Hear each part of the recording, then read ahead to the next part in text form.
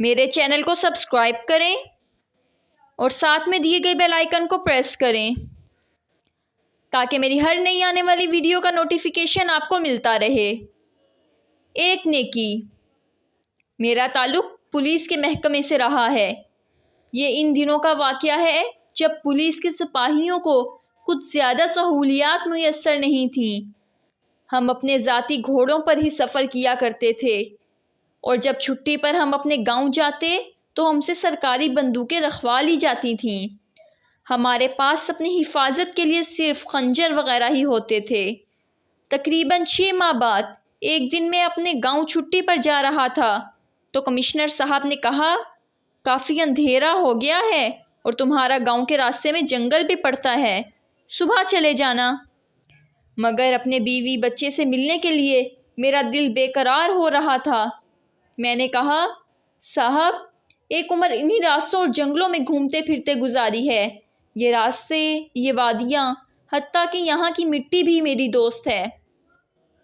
صاحب یہ سن کر مسکرا دیے۔ موسم بہت خوبصورت ہو رہا تھا۔ گھوڑا تیز رفتاری سے رواں دواں تھا۔ جنگل شروع ہوتے ہی میں نے گھوڑے کی رفتار تھوڑی سی ہلکی کر دی۔ اس جنگل سے میری بہت خوبصورت یادیں جڑی ہوئی تھیں۔ حالانکہ یہ جنگل میرے گاؤں سے کافی فاصلے پر تھا، مگر بچپن میں ہم سارے دوست ہر ہفتے یہاں آ کر خوب شرارتیں کرتے، نہر میں نہاتے اور درختوں پر چڑھ کر تازہ پھل توڑ کر کھاتے تھے۔ یہ سب سوچ کر میرے چہرے پر مسکراہٹ آ گئی۔ اچانک مجھے کسی بچے کے کھلکھلانے کی آواز آئی۔ میں چونک گیا اور جلدی سے گھوڑے کو ہلکی سی تھپکی دی۔ پالتو جانور اپنے مالک کے اشارے سمجھتے ہیں۔ اس نے بھی دم سادھ لیا اور ہنہنایا نہیں۔ میں خوفزدہ ہونے کی بجائے فوراً کھوج میں لگ گیا کہ یہ آواز کس سمت سے آئی ہے۔ کچھ فاصلے پر ہی گھنی جھاڑیوں کے پیچھے سے مجھے دوبارہ بچے کے ہنسنے کی آواز آئی۔ میں نے گھوڑے کو ایک طرف کھڑا کیا اور آہستہ آہستہ تھوڑی جھاڑیاں ہٹا کر دیکھا تو سال بھر کا ایک نہایت خوبصورت گول مٹول سا بچہ اکیلا بیٹھا ہوا ہے۔ اچانک ایک درخت کے پیچھے سے ایک بھیڑیا نمودار ہوا۔ اس نے اپنی تھوتنی سے بچے کو گدگدی کی تو بچہ پھر کھلکھلا کر ہنس پڑا۔ بھیڑیا بھاگ کر پھر درخت کے پیچھے چھپ گیا۔ میں معاملہ سمجھ گیا۔ یہ بھیڑیوں کی فطرت ہوتی ہے کہ جب وہ کسی انسانی بچے کو کھانے کے لیے اٹھا کر لاتے ہیں تو پہلے اس کے ساتھ خوب کھیلتے ہیں۔ جب دل بھر جاتا ہے تو چیر پھاڑ کر کھا جاتے ہیں۔ میں چاہتا تو خنجر سے بھیڑیے پر حملہ بھی کر سکتا تھا، مگر بچے کی وجہ سے میں کوئی خطرہ مول نہیں لینا چاہتا تھا۔ میں نے سوچ لیا کہ مجھے کیا کرنا چاہیے۔ جیسے ہی بھیڑیا بچے کو گدگدی کر کے درخت کے پیچھے چھپا، میں ایک ہی جست میں بچے تک پہنچا اور اسے دبوچ کر بھاگا۔ آنن فانن اپنے گھوڑے تک پہنچا اور گھوڑے پر اچھل کر سوار ہو گیا اور گھوڑا سرپٹ دوڑا۔ اس طوفانی کارروائی سے گھبرا کر بچہ مسلسل رو رہا تھا۔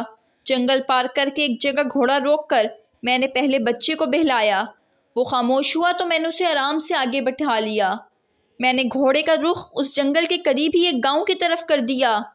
میں گاؤں کے قریب ایک کھیت میں پہنچا ہی تھا کہ کچھ لوگ مشعلیں لیے ایک طرف جاتے نظر آئے۔ میں نے آواز دے کر انہیں اپنی طرف متوجہ کیا اور بچے کے متعلق پوچھا۔ ایک آدمی بے تابانہ آگے بڑھا۔ اس کا مرجھایا ہوا چہرہ بچے کو دیکھ کر کھل اٹھا۔ اس نے خوشی سے چیختے ہوئے کہا، گڈو! بچہ بھی فوراً اس کی طرف لپکا۔ وہ بچے کو گود میں لے کر دیوانہ وار اس کو چوم رہا تھا۔ میں گھوڑے سے اتر گیا۔ گاؤں والوں کو پوچھنے پر میں نے انہیں تمام ماجرا کہہ سنایا۔ بچے کا باپ کا بس نہیں چل رہا تھا کہ میرے پاؤں سے لپٹ جائے۔ روتے روتے اس کی ہچکیاں بند گئیں۔ میں نے اسے تسلی دیتے ہوئے کہا، اللہ پاک کا جتنا شکر ادا کرو کم ہے، وہی زندگی بخشنے والا ہے۔ اس آدمی نے مجھ سے میرا نام اور گاؤں کا نام پوچھا۔ میں نے سب بتا دیا اور گھوڑے پر سوار ہو گیا۔ اس آدمی نے گھوڑے کی بات پکڑ لی اور التجا بھرے لہجے میں بولا، صاحب میری بیوی روتے روتے بے ہوش ہو گئی ہے اور گڈو میں تو میرے ماں باپ کی بھی جان ہے۔ دونوں رو رو کر نڈھال ہو چکے ہیں۔ انہیں جب پتہ چلے گا کہ گڈو کی جانب بچانے والا ہمارا محسن ایسے ہی چلا گیا تو وہ بہت ناراض ہوں گے۔ کچھ اور لوگوں نے بھی اس کی تائید کی۔ میں نے مسکرا کر کہا، میرے بھائی، مجھے کسی چیز کی چاہ نہیں، آپ لوگوں کی خوشی ہی میرے لیے انمول تحفہ ہے۔ بس اپنے والدین سے کہنا کہ مجھے ہمیشہ اپنی دعاؤں میں یاد رکھیں۔ چونکہ میرے اپنے والدین انتقال کر چکے تھے، اسی لیے میں تمام والدین کا بے حد احترام کرتا تھا۔ اس وقت رات کافی ہو چکی تھی۔ میں نے ان سب کو اللہ حافظ کہا اور اپنے گاؤں کی طرف چل دیا۔ کچھ سالوں بعد اپنے بچوں کے مستقبل کی خاطر پولیس کی نوکری چھوڑ کر اور گاؤں کی زمینیں اور گھر بیچ کر میں شہر آ گیا۔